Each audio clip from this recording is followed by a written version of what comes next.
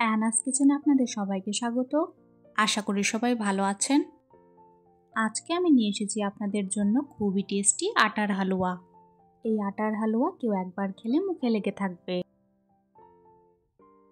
প্রথমে একটি বাটিতে 1 কাপ চিনি ও 2 কাপ জল দিয়ে শিরা তৈরি করে রাখবো।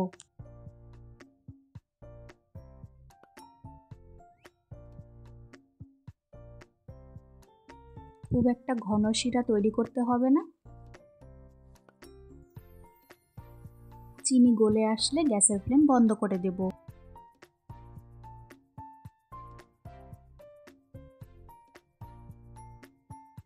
এরপর প্যানের মধ্যে পরিমাণ মতো ঘি দিয়ে গরম করে নেব। এরপর কাজু ও কাঠবাদামগুলো ভেজে নেব। আপনারা এখানে যে কোনো ড্রাই ফ্রুটস ব্যবহার করতে পারেন। আমি এখানে কাজু, কিশমিশ ও কাঠবাদাম ব্যবহার করেছি।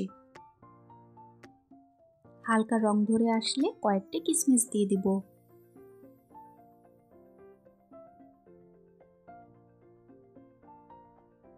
এক দু মিনিট মতন ড্রাই ফ্রুটসগুলো ভেজে নিয়ে একটি পাত্রে তুলে রাখবো।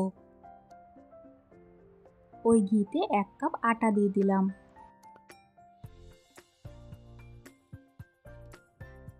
আটা দিয়ে ভালো করে ঘিয়ের সাথে মিশিয়ে নিতে হবে।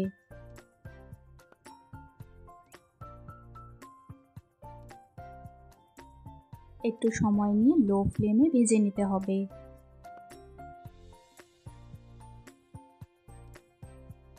চার 5 মিনিট মতন ভেজে নিয়েছি। আটার রংটাও চেঞ্জ হয়ে গেছে। এই সময় 2 চামচ গুঁড়ো দুধ দিয়ে দিব। গুঁড়ো দুধ দিয়ে আবারও ভালো করে মিশিয়ে নেব। এরপর আগে থেকে তৈরি করা শিরা দিয়ে দিব। শিরা আমি একবারে দিব না, অল্প অল্প করে শিরা দিতে হবে, না হলে গুটলি পাকিয়ে যাবে।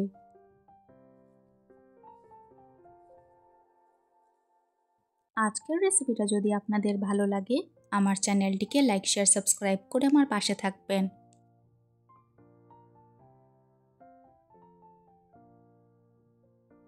আমি সম্পূর্ণ শিরাটা 3 বারে দিয়ে দিয়েছি।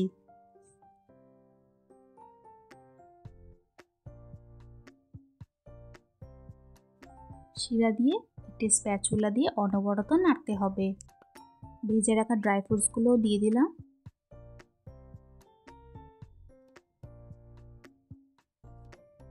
ভালো করে আরও 2-3 মিনিট মতন নাড়াচাড়া করে নেব।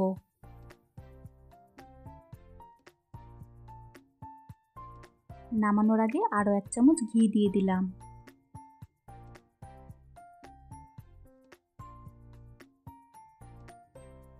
ঘি দিয়ে আবারও একটু ভালো করে মিশিয়ে নেব।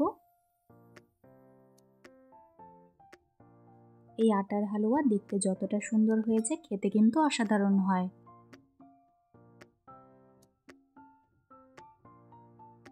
ঘি দিয়ে মিশিয়ে নিলে তৈরি হয়ে গেল আমাদের আজকের রেসিপি, খুবই টেস্টি আটার হালুয়া। এখন আমি সার্ভিং প্লেটে সার্ভ করে নেব। রেসিপিটি কেমন লাগলো অবশ্যই কমেন্টসে জানিও।